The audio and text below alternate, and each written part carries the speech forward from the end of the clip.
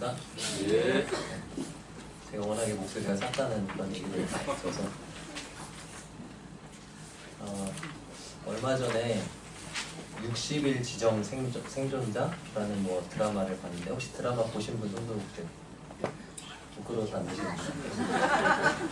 아무튼 60일 지정 생존자라는 드라마를 보게 됐는데 그 줄거리를 살펴보면 국회의사당이 폭탄 테러를 당해요. 우리나라. 그래가지고 대통령과 모든 장관들이 죽어요. 그리고 테러 현장에는 없었던 교수 출신인 그냥 학교에서 학생들을 가르치기만 했던 아무것도 모르는 그런 교수 출신인 환경부 장관이 대통령 권한대행이 돼요.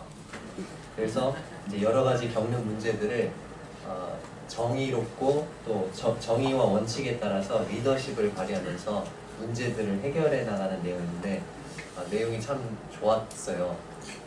중간까지는. 네, 중간에 보다가 갑자기 기분이 제가 나빠졌어요.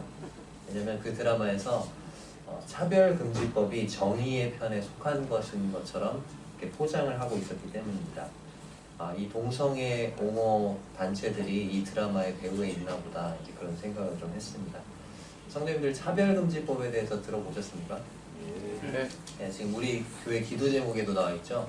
차별금지법이 제정되지 않도록 우리 국가와 민주과 위정자들을 위한 기도에 나와 있는데 이 차별금지법을 살펴보면 인터넷에 이렇게 찾아보니까 이렇게 나와 있어요. 차별금지법은 헌법의 평등 이념에 따라 성별, 그러니까 남자냐 여자냐를 놓고 차별하면 안 된다는 얘기죠.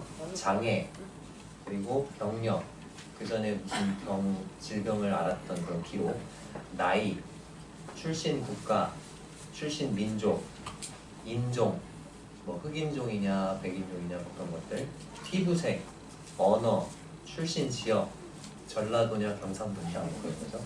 용모 등의 신체 조건, 혼인 여부, 기혼이냐 미혼이냐겠죠. 임신 또는 출산, 여기까지는 괜찮아요. 근데 여기에 뭐가 들어있냐면 가족 형태 및 가족 상황. 가족 상황은 뭐 이혼한 가정 뭐 그런 가정들이겠죠. 근데 가족 형태가 나와 있어요. 가족 형태라는 건 뭐겠습니까? 네, 동성혼을 말하는 거예요.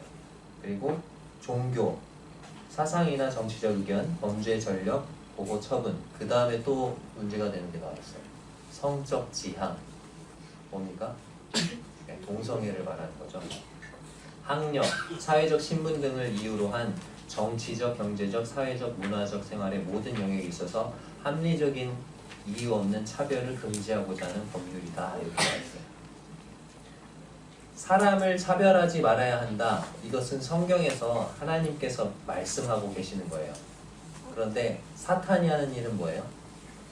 하나님이 말씀하시는 것에다가 살짝 뭔가를 섞어 놓는 것입니다.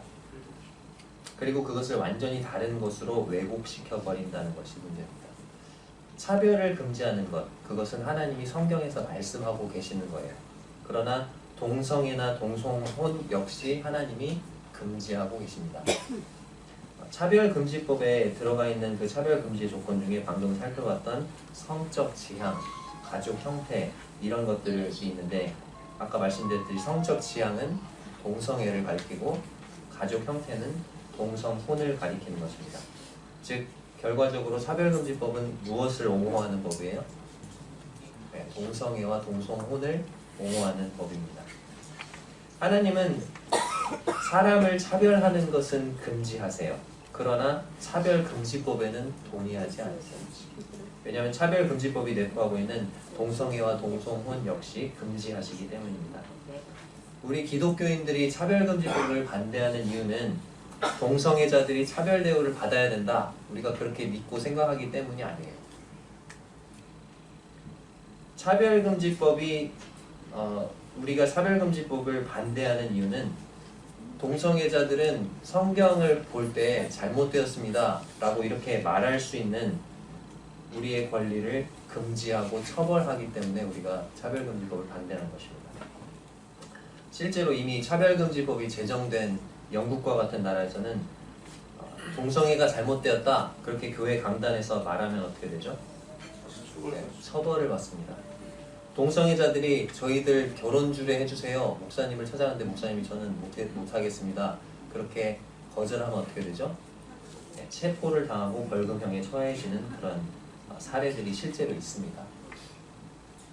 우리는 동성애자를 차별 대우해서는 안 된다고 말하는 그런 차별금지법에 반대하는 게 아니고 동성애가 잘못되었다고 말하지 못하도록 우리의 입을 막아버리고 또 우리의 표현의 자유, 헌법에 명시된 우리의 표현의 자유를 앗아가버리는 차별금지법에 반대하는 것입니다.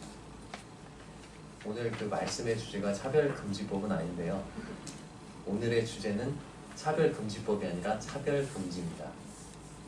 혹시 성도님들이 제가 이제 오늘 차별금지에 대해서 이렇게 말씀을 드릴 텐데 그 말씀 들으면서 하나님이 차별금지법에 찬성하시는구나 이렇게 생각하실까봐 미리 좀 말씀을 드렸습니다.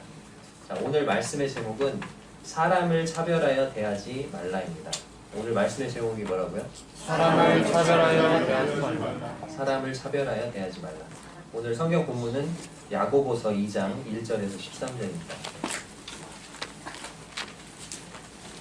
야고보서 2장 1절에서 13절입니다.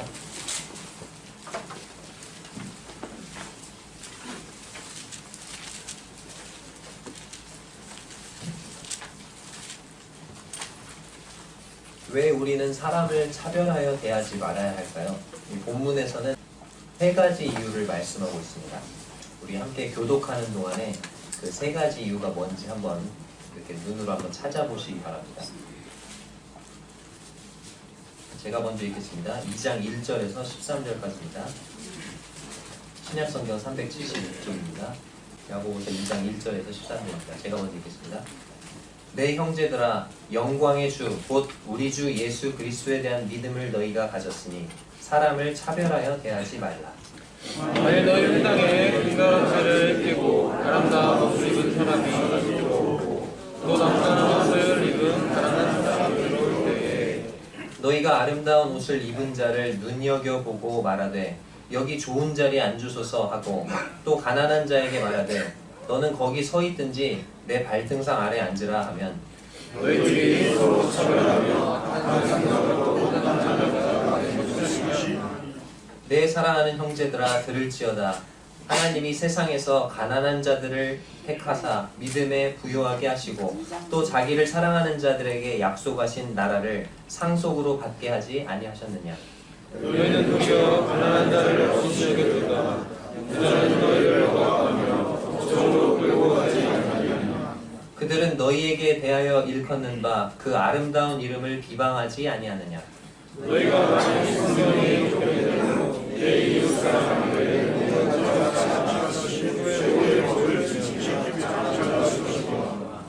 만일 너희가 사람을 차별하여 대하면 죄를 짓는 것이니 율법이 너희를 범법자로 정죄하리라. 누구든지 온 율법을 지키다가 그 하나를 범하면 모두 범하리라. 간음하지 말라 하시니가 또한 살인하지 말라 하셨은즉 내가 비록 간음하지 아니하여도 살인하면 율법을 범한 자가 되느니라. 너희는 자유의 율법대로 심판하는 자를 쫓아가고 긍휼을 행하지 아니하는 자에게는 긍휼 없는 심판이 있으리라. 긍휼은 심판을 이기고 자랑하느니라. 네, 사람을 차별 대우하지 말아야 하는 세 가지 이유를 본문에서 제시하고 있는데요. 첫 번째 이유는 1절에서 4절까지를 살펴보면 첫 번째 이유는 우리는 영광의 주님에 대한 믿음을 가졌기 때문에 그렇습니다. 1절에 나와 있죠. 그리고 두 번째 이유는 5절에서 7절까지 나와 있는데 하나님이 가난한 자를 귀히 여기시기 때문에 그렇습니다. 세 번째 이유는 8절에서 13절까지 나와 있는데요. 사람을 차별 대우하는 것은 범죄이며 심판을 받게 되기 때문에 그렇습니다. 자, 먼저 첫 번째 이유를 살펴보겠습니다. 왜 우리는 사람을 차별하여 대우하지 말아야 하는가? 첫 번째 이유가 뭐라고 했죠? 우리는 영광의 주님에 대한 믿음을 가졌기 때문입니다. 자, 1절을 보시면 내 형제들아 이렇게 시작하고 있죠. 야고보서의 특징, 내 형제들아, 내 사랑하는 형제들아 이런 표현이 많다고 그랬죠. 이런 표현이 나올 때마다 새로운 내용이 시작되는구나 이렇게 생각하시면 됩니다. 자, 근데 여기 보니까 우리 주 예수 그리스도에 대한 믿음을 너희가 가졌으니 사람을 차별하여 대하지 말라 이렇게 말해도 되잖아요. 우리가 믿는 사람이니까 사람을 차별해야 돼야지 말아야 된다. 이렇게만 말해도 그냥 충분할 것 같은데, 그런데 우리 주 예수 그리스도 앞에 붙은 수식어가 있습니다. 우리 주 예수 그리스도 앞에 무슨 수식어가 붙죠? 영광의 주. 왜 영광의 주를 강조할까요? 예수님이 초림 때 처음 이 땅에 오셨을 때는 남루하고 미천한 모습으로 인생들 앞에 나타나셨죠. 그분은 베들레헴 분류에 나셨고 나사렛이라는 이름 없는 작은 동네에 가난한 목수의 아들로 자라셨습니다. 이사야서 53장에 보니까 그분은 마른 땅에서 나온 줄기 같아서 고운 모양도 없었고 통체도 없었다. 그분은 사람들의 보기에 흠모할 만한 아름다운 것이 없었다. 그렇게 기록되고 있습니다. 그것이 처음에 초림 때 예수님께서 처음 오셨을 때의 모습이었어요. 남루하고 비천한 모습. 그러나 그분이 재림하실 때는요, 그분이 다시 오실 때는 영광의 주로 나타나신다는 것입니다. 잠깐 여기에 손을 넣으시고 요한계시록 19장 11절, 요한계시록 19장 11절에서 16절입니다.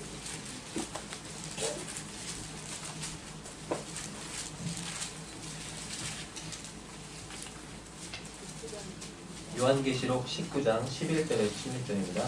신약성경 419쪽입니다. 요한계시록 19장 11절. 또 내가 하늘이 열린 것을 보니 보라 백마와 그것을 탄 자가 있으니. 자, 백마와 그것을 탄 자, 백마를 타신 분이 있대요. 그분이 누구십니까? 예수 그리스도, 우리 주님이시죠. 그 이름은 충신과 진실이라. 그분의 이름이 뭐래요? 충신, 충성스러움, 진실, 진리래요. 그분의 이름이 충성스러움과 진리래요. 그가 공의로 심판하여 싸우더라. 그 눈은 불꽃 같고 그 머리에는 뭐가 있어요? 많은 관들이 있고, 여기에 나와 있는 이 관은 디아데마라고 해가지고 왕들이 쓰는 연류관을 말합니다.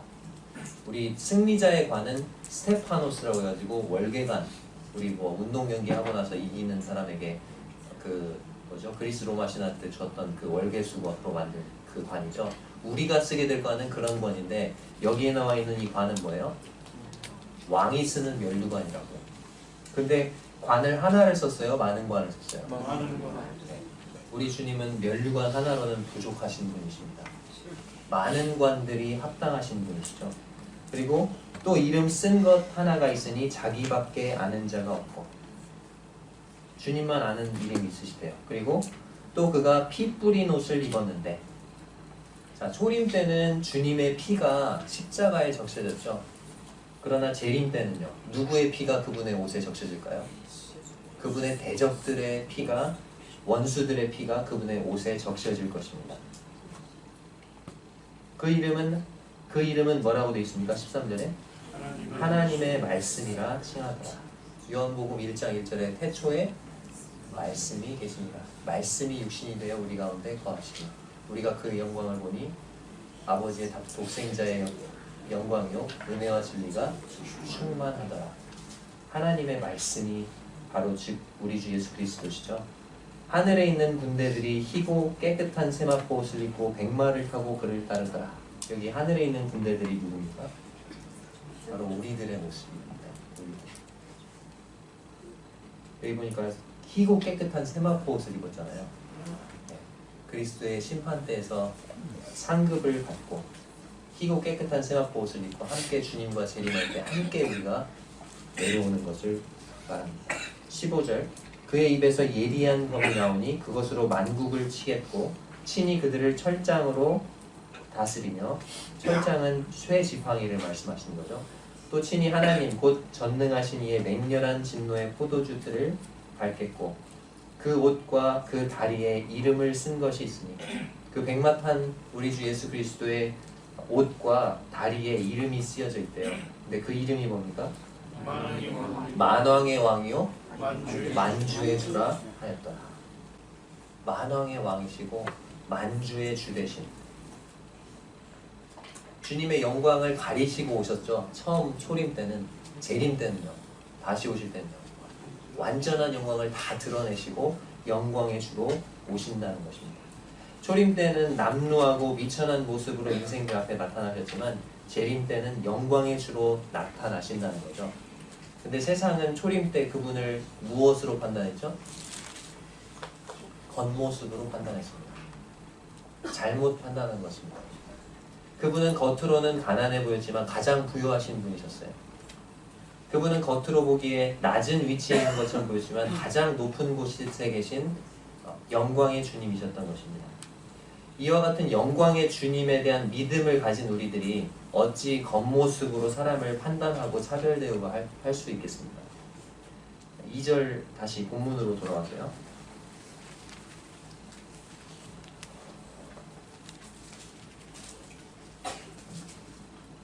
2절에 보니까 만일 너희 회당에, 자 여기 보니까 교회 집회 장소로 회당을 언급하고 있죠. 야고보서가 제가 첫 시간에 말씀드렸던 것처럼 AD 45년경에 기록된 매우 초기에 기록된 서신이라고 말씀드렸죠. 그래서 교회 집회 장소로 뭘 언급하고 있어요? 회당을 언급하고 있어요. 그런데 이 교회 집회 장소에 두 사람이 지금 들어오고 있는 걸 보여주고 있죠. 이 예배당에 두 사람이 들어와요. 첫 번째 사람은 어떤 사람입니까? 금가락지를 끼고 아름다운 옷을 입은 사람이 들어옵니다. 오늘날로 말하면 명품 옷과 명품 시계와 뭐 명품으로 아무튼 도배를 하고 삐까번쩍한 그 양복을 입고 이렇게 들어오는 거죠. 누가 봐도 저 사람은 뭔가 있어 보이는 부자이고 뭔가 권력 있는 사람처럼 보이는 사람이죠. 자, 두 번째 어떤 사람이 들어옵니까? 남루한 옷을 입었어요. 그리고 어떤 사람입니까? 가난한 사람. 누가 봐도 저 사람은 가난한 사람. 아무 영향력이 없는, 별 볼 일 없어 보이는 사람인 거죠. 자, 여기 보니까 그렇게 들어왔는데 3절에 보니까 너희가 아름다운 옷을 입은 자를 어떻게 한대요? 눈여겨본대요. 누군가가 우리 교회를 찾아왔을 때 눈여겨보는 것 자체는 매우 바람직한 일입니다. 누가 왔는지 안 왔는지, 구도자가 오든지 말든지 신경을 안 쓴다. 그것은 잘못된 일이죠. 그런데 누가 오든지 똑같이 주목하고 눈여겨봐야 되겠죠. 누구는 주목하는데 누구는 주목하지 않고 차별 대우하는 것, 그건 잘못된 것이라는 것입니다. 그런데 여기 보니까 야고보가 지켜봤던 한 교회의 성도들은 누구만을 눈여겨보고 있습니까? 너희가 눈여겨본 사람이 누구예요? 3절에 아름다운 옷을 입은 자를 눈여겨본다. 그리고 우리의 눈을 사용해서 그 사람을 눈여겨볼 뿐만 아니라 우리의 입을 사용해서 그 사람에게 말도 어떻게 해요? 지금 보니까 더 친절하고 더 예의 바르고 공손하게 하는 거예요. 자리도 어때요? 더 좋은 자리를 내준다는 것입니다. 그러면서 어떻게 말해요? 여기 좋은 자리에 앉으소서. 근데 가난한 사람은요? 눈으로 주목해야 하나요? 주목하지 않아요. 말 어떻게 해요? 불친절하고 예의 없고 불손하게 하고 있습니다. 자리는요? 자리도 안 주든지 아니면 안 좋은 자리를 주든지 하는 것입니다. 그러면서 뭐라고 말해요? 너는이에요. 아까 앉으소서 그랬는데 너는 뭐라고 했습니까? 거기 서 있든지 어떻게 하래요? 내 발등상 아래에 앉아라. 의자에 앉지 말고 바닥에 내려 앉아라. 그런 얘기죠. 이것은 야고보가 지금 어떤 상황을 가정해서 쓴 것이 아닙니다. 이 교회 안에 이런 일이 없는데 혹시나 이런 일이 있을까 봐서 미리 경고하기 위해서 쓴 게 아니었어요. 부끄럽게도 이와 같은 일이 당시 교회 안에 벌어지고 있었고 그런 잘못된 일을 바로잡기 위해서 그런 것을 바로잡을 필요가 있었기 때문에 이런 내용을 여기에 쓴 거죠. 그런데 안타깝게도 이런 일이 오늘날의 교회 안에서 되풀이되고 있다는 것입니다. 만약 예수님이 초림 때 오셨던 남루한 옷차림으로 이 본문에 나와 있는 이 예배당을 찾아오셨다면 어떤 대우를 받으실까요? 예수님은 아마도 가난한 모습으로 인해서 또 남루한 모습으로 인해서 부당하게 차별 대우를 받으셨을 것입니다. 이 교회는 그랬어요. 자, 그러면 우리 교회에 생각해 보시죠. 우리 교회는 어떤가요? 주일날 저기 뒤에 엘리베이터가 띵 하고 문이 딱 열렸는데 예수님이 남루한 모습으로 참 가난한 것이 틀림없어 보이는 그런 모습으로 그런 모습을 하시고 주일날 엘리베이터를 타고 우리 교회를 찾아오신다면 우리는 그분을 어떻게 대우하겠습니까? 우리는 그분에게 여기 좋은 자리에 앉으십시오 라고 말하겠습니까? 아니면 너는 거기 서 있든지 내 발등상 아래 앉으라 말하겠습니까? 가끔 우리 교회를 찾아오는 분들 중에는 누가 봐도 남루하고 허름한 옷을 입고 있는 분들이 있어요. 우리는 그분들을 주목하고 있나요? 뭐 저기 장로님들이 알아서 하시겠지.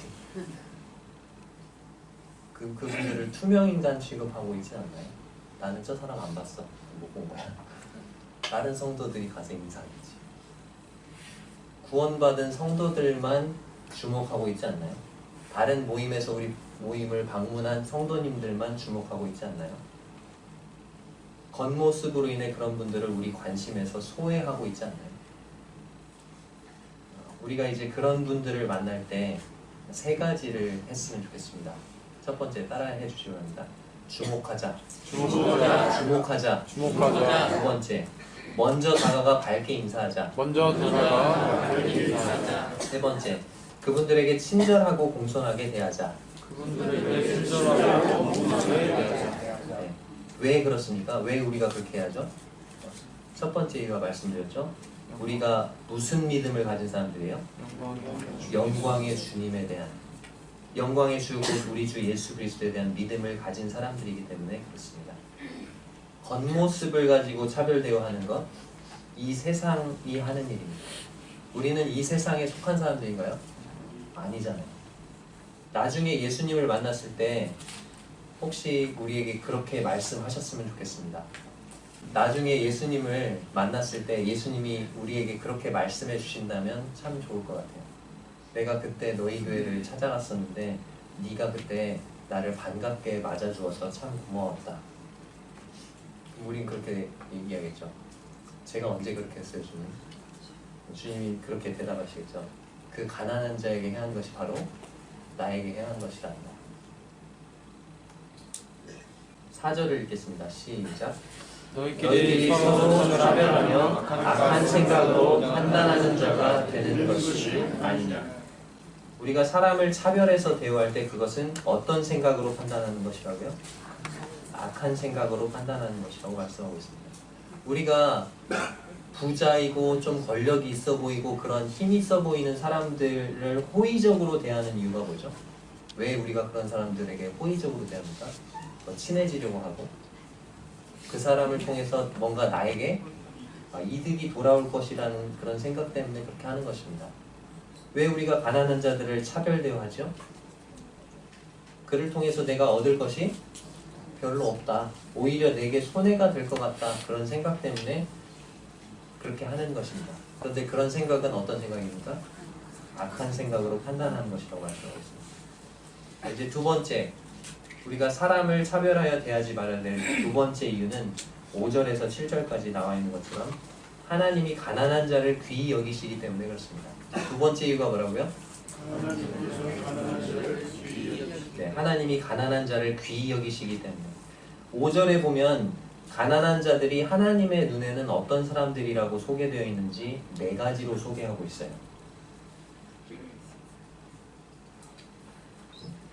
자, 하나님 보실 때 이 가난한 사람들은 어떤 사람들입니까? 첫 번째, 5절에 보니까 하나님이 세상에서 누구를 택하셨대요? 가난한 자를 택하사. 즉, 가난한 자들은 하나님이 택하신 자들이라는 거예요. 하나님이 택하셨다는 것을 다른 말로 하면 구원받은 자들이라는 것이죠. 근데 지금 이것을 오해하지 마시기 바랍니다. 그럼 가난한 사람들이면 모두 다 하나님께 선택받고 구원받는가? 그런 의미는 아닙니다.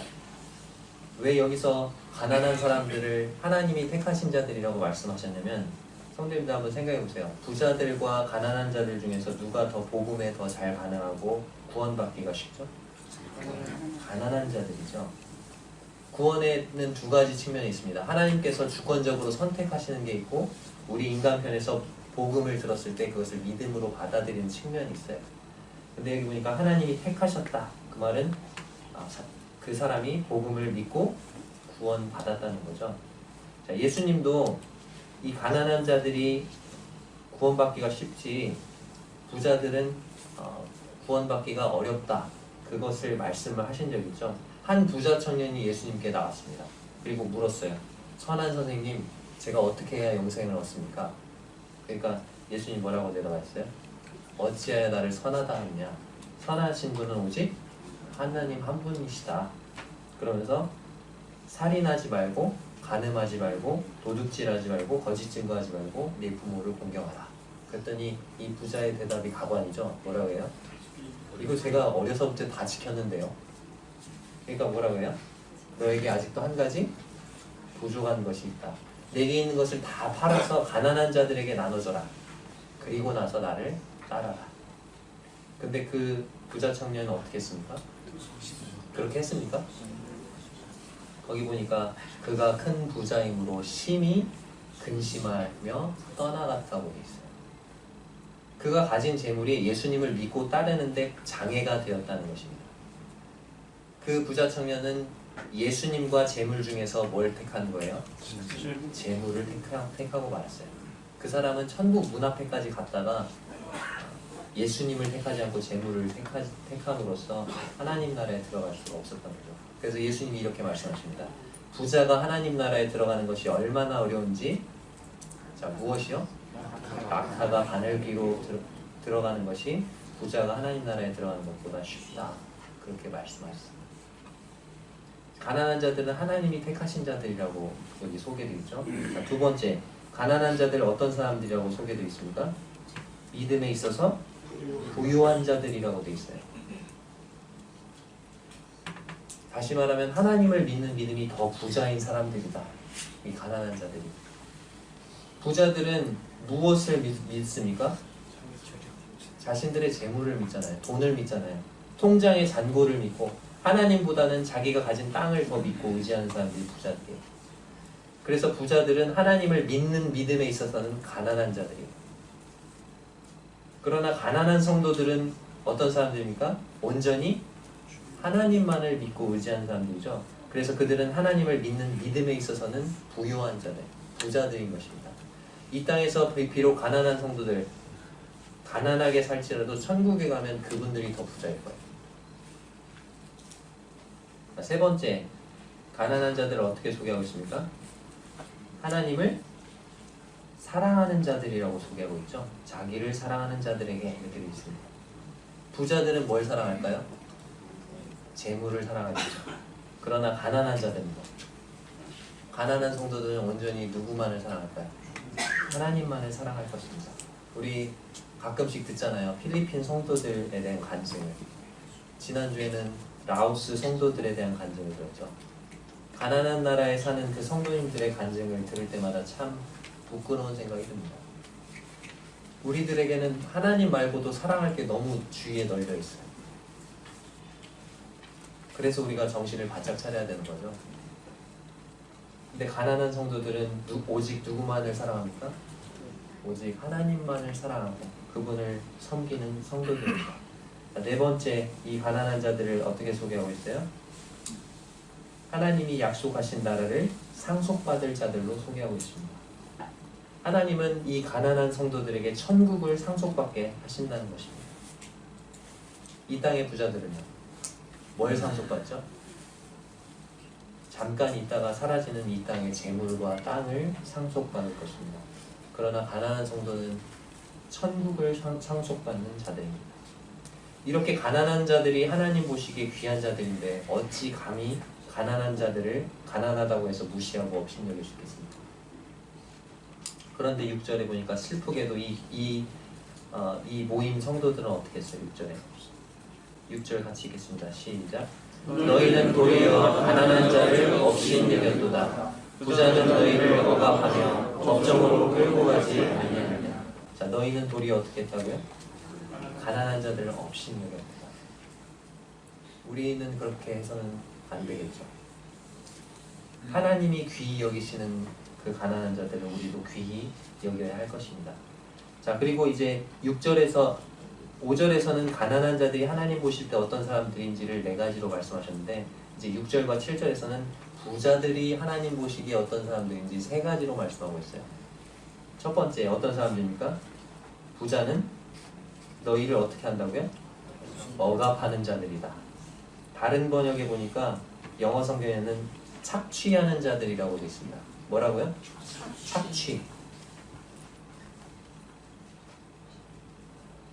여기 보니까 너희를 억압한다고 그랬는데 너희 성도들을 말하는 거죠. 성도들을 억압해? 왜 부자들이 성도들을 억압할까? 당시에는 노예 출신 그리스도인들이 상당히 많았습니다. 로마서 16장에 나오는 사도 바울의 안부 인사의 목록을 보면 노예 출신 성도들이 상당수 언급되어 있습니다. 그리고 우리가 읽고 있는 서신서들을 보면 이런 표현들이 있죠. 종들아 너희 상전에게 복종하라. 그 말은 뭡니까? 성도들 중에 상당수가 종들이라는 거예요. 노예였다는 것입니다. 고린도전서에도 네가 종으로 있을 때 부르심을 받았느냐? 염려하지 말라. 그러나 네가 자유롭게 될 수 있거든 그것을 이용하라. 노예 출신, 노예였고 실제로 노예였고 종들인 성도들이 많았다는 거예요. 또 당시에는 가난한 성도들도 많았습니다. 사도행전에 보면 바나바가 땅을 팔아서 성도들을 위해서 어떻게 해요? 가난한 성도들을 위해서 교회에 헌금을 하는 장면이 나옵니다. 또 안디옥 교회가 예루살렘의 가난한 성도들을 위해서 헌금을 보낸 장면이 나오죠. 즉 이 너희라는 말은 이 노예 출신도 많고 또 대다수가 가난한 성도들인 우리 그리스도인들을 말하는 거죠. 여기 보니까 착취라고 했어요. 너희를 착취하는 자들, 억압하는 자들이 착취하는 자들이었는데, 착취라는 말은 이런 말이죠. 엄청나게 부려먹어요. 근데 그만큼 보수나 대가를 제대로 줘야 안 줘요? 안 준다는 겁니다. 부당하게 가난한 자들을 이용해 먹고 착취하는 자들이라는 거예요. 이 세상의 부자들. 자, 두 번째, 부자들 하나님 보시기에 어떤 사람들입니까? 너희를 어디로 끌고 가요? 법정으로 끌고 가는 자들. 부자들은 가난한 자들을 착취하고 그것도 부족해서 자기들이 가진 그 재력을 가지고 오히려 약자들을 고소하고 고발하는 자들입니다. 오늘날에도 그런 일들이 일어나죠. 우리나라에서도 오히려 약자들이 그 대기업을 고발해야 되는데 대기업이 약자들을 고발하고 있어요. 성경에도 보니까 빌립보에 그 귀신 들린 요정의 주인들이 있었죠. 그 요정을 통해서 큰 이익을 받는데도 불구하고, 그래서 요정을 부당하게 착취했음에도 불구하고 바울이 그 귀신을 쫓아내주고 그를 낫게 했을 때 감사하는 대신에 바울을 어디로 끌고 갑니까? 법정으로 끌고 가잖아요. 고발하고 채찍을 맞게 했습니다. 자, 세 번째, 부자들이 하나님 보시기에 어떤 사람들입니까? 7절에 보니까 너희에게 대하여 일컫는 바 그 아름다운 이름을 비방하는 자들. 이 그 아름다운 이름이 누구의 이름입니까? 예수 그리스도.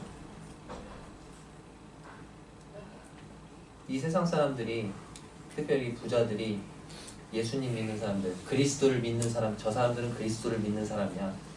그리스도에게 미친 사람들이야. 그래서 우리를 부르기 시작한 이름이 뭡니까?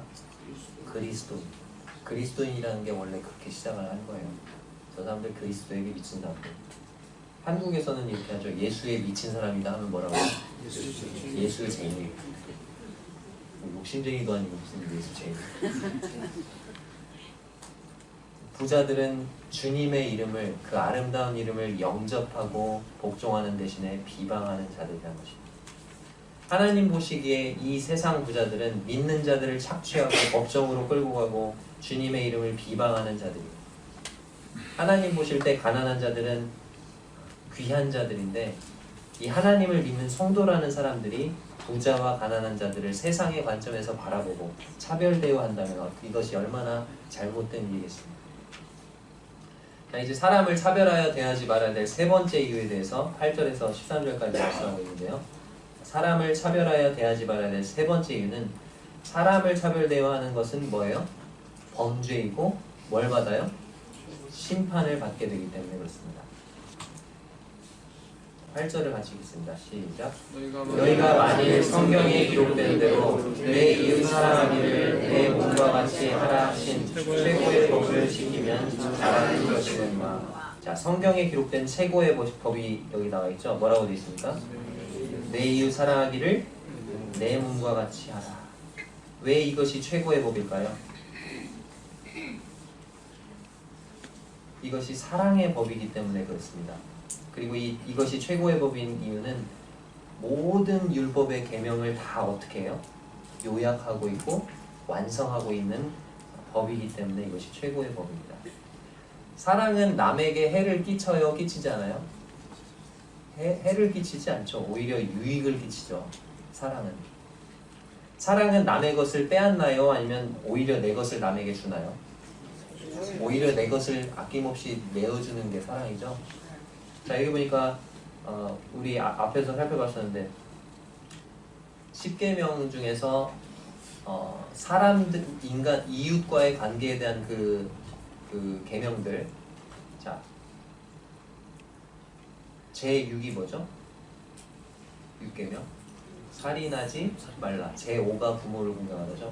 부모님 공경하는 거 뭐 당연한 거니까 이웃과의 관계에 있어서 6에서 10까지 살펴보겠습니다. 6.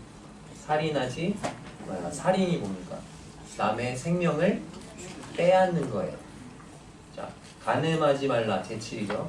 간음은 뭘 빼앗는 거예요? 남의 순결을 빼앗는 거예요. 제8. 도둑질하지 말라. 남의 물건을 빼앗는 거예요. 제9.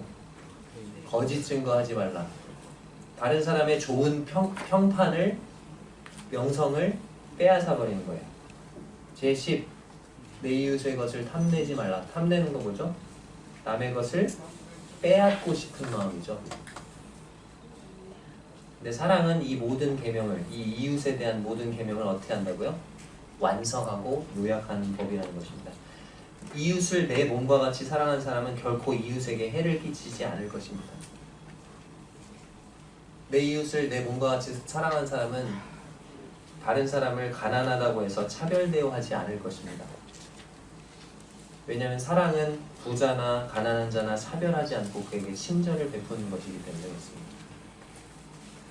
9절에 보니까 너희가 사람을 차별하여 대하면 뭘 짓는 것이라고 되어 있습니까? 죄를 짓는 것이니 율법이 너희를 범법자로 정죄하리라. 죄는 하나님의 뜻에 불순종하는 거죠. 즉 우리가 사람을 차별해야 대할 때 그것은 하나님의 뜻에 불순종하는 것이 돼요. 그리고 여기 보니까 범법자로 정죄하리라. 율법을 범하는 것이다 그렇게 되는데 신명기 1장 17절에 보면은 사람을 차별하지 말라고 율법에 기록이 돼 있어요. 제가 읽어보겠습니다. 신명기 1장 17절.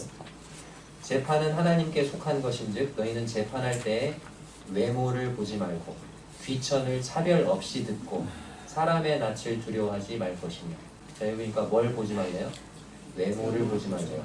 또 무엇을 차별 없이 하래요? 귀천을 차별 없이, 즉 외모와 귀천으로 차별하지 말라고 하나님이 신명기는 율법서 중에 하나죠.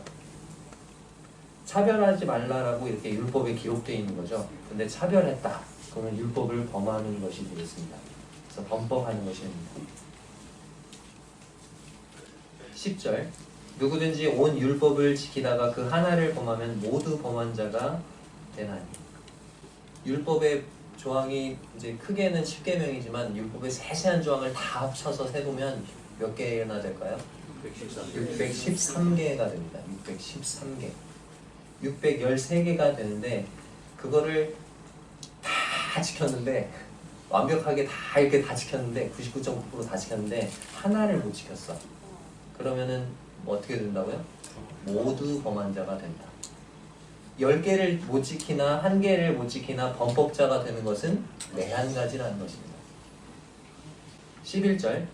간음하지 말라 하시니가 또한 살인하지 말라 하셨은즉 내가 비록 간음하지 아니하여도 살인하면 율법을 범한 자가 되느니라. 그것은 이제 예를 들고 있는 거죠.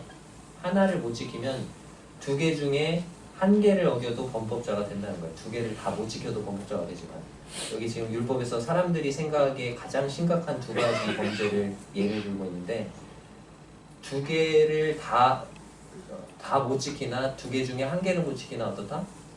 똑같다. 제가 앞에서 말씀드린 거죠. 왜냐하면 하나님은 이 두 가지 모두를 지킬 것을 요구하셨기 때문에. 근데 율법 조항이 몇 개라고요? 두 개가 아니고 613개. 613개를 다 지켜야지 그 중에 하나만 어겨도 어차피 범법자가 된다는 것이죠. 이제 12절과 13절에서 심판에 대해서 언급합니다. 이 앞에서는 사람 차별 대우하는 것이 죄를 범하는 것이고 범법이다 그렇게 말씀하셨는데, 그렇기 때문에 12절과 13절에서 범죄이기 때문에 뭘 받아요? 이것은 심판을 받게 되는 일이라고 말씀하고 있어요. 자, 12절 읽겠습니다. 시작.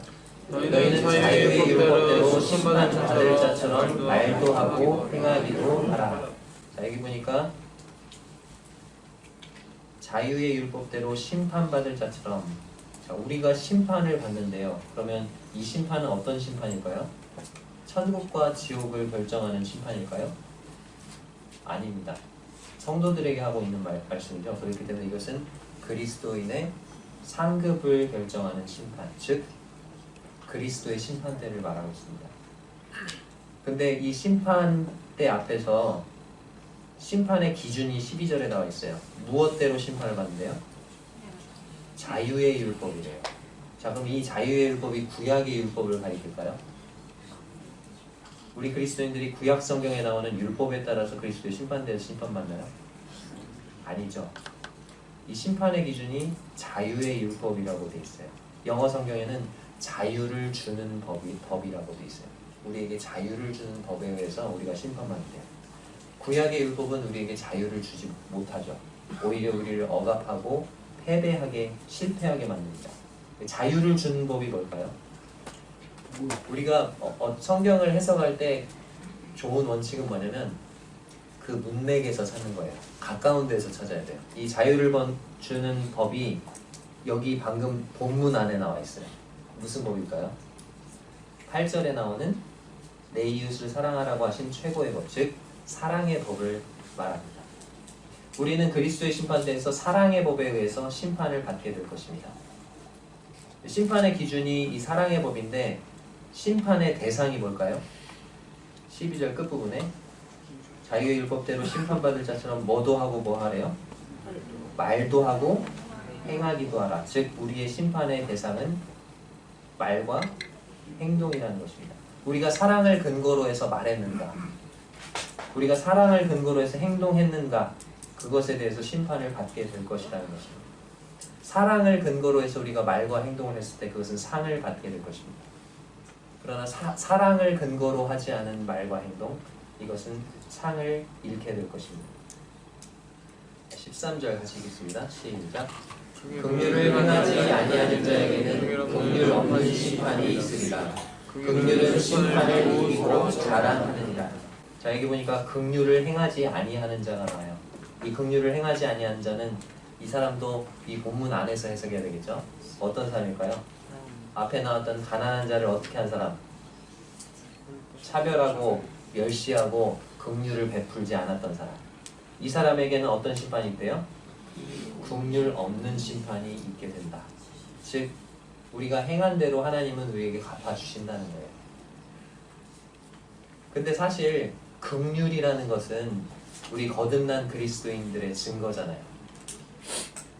우리가 구원받은 이후에 우리 삶 가운데 저절로 뭐가 나타나요? 주님의 긍휼이 나타나잖아요. 긍휼이 여기는 마음이 생기잖아요. 이러한 긍휼이 우리의 삶 속에서 나타날 때 우리는 하나님의 심판을 두려워할 이유가 있습니까? 없습니까? 없어요. 그런 의미에서 긍휼은 심판을 이기고 자랑하는 것입니다. 즉 우리의 삶 속에서 사랑의 법에 따라서 긍휼을 실천할 때 우리는 그리스도의 심판대 앞에서 승리의 미소를 지을 수 있게 될 것입니다.